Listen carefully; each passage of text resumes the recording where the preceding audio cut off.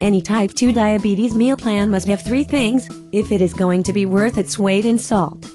But before I get to that, the first thing that I have to mention, is that diabetes is all about getting to the root of the problem. And with a good diet it is very possible to control diabetes. So how do we get this done? First, we have to understand that when starting any type of diabetes diet meal plan, there are 3 things that at the core we need to understand. These are things that are more psychological, and if you don't really get them, it will be hard to stay on track. So here are the 3 diabetes diet meal plan guidelines. 1. Avoid eating foods that have no nutritional value.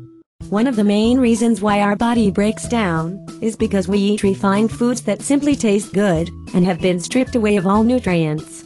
What this does over time is, it leads to problems with metabolizing sugar. Foods like soda, cake, candy, and white bread, are all like fake foods. These types of foods cause the pancreas to work harder after a meal, and over time causes the system to break down. Another big problem is, we look to food for instant gratification. Most people don't drink coffee for its nutritional value. Instead they drink it for the quick boost from the caffeine, only to crash a couple of hours later. But caffeine is a drug, and it impairs glucose metabolism in people with type 2 diabetes or prediabetes. For every cup of coffee, the pancreas produces 3 units of insulin. This is one of the reasons why we recommend that type 2 diabetics cut back on the coffee and caffeine. Too many cups of coffee can screw up your blood sugar. Step 1 is, you need to change the foods you eat and make healthier choices. Instead of eating foods with no nutritional value, you need to start having nutrient-dense foods. A few examples of some of these nutrient-dense foods would be leafy green vegetables, like kale, spinach, and collard greens. 2. Don't eat food just for taste.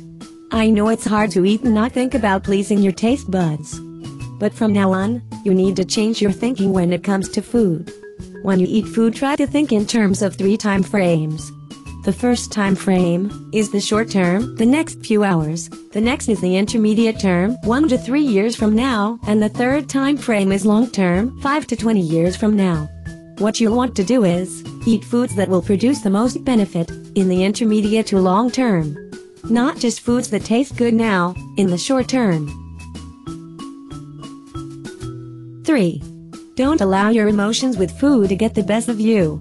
In the United States, so often we use food as a means of comfort.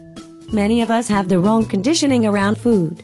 In so many households, more food equals healthier. Not to mention, we rely on food to help us feel better emotionally. For the holidays, we usually get with family and overeat. And usually eat the worst foods possible. I've even had some doctors struggle with this, and ask me for help in this area. I can recall numerous times where they've shared with me how hard it is to give up, or avoid certain foods.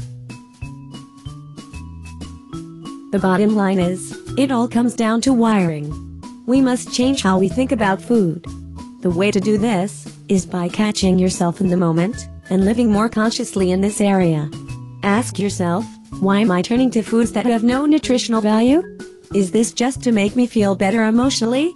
In my over 8 years in the industry, I have discovered numerous diabetes diet meal plan little-known secrets from the inside.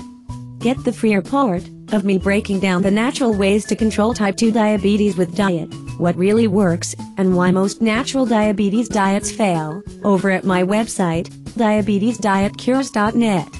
Prior to using any of this dietary and exercise advice, please consult with your doctor.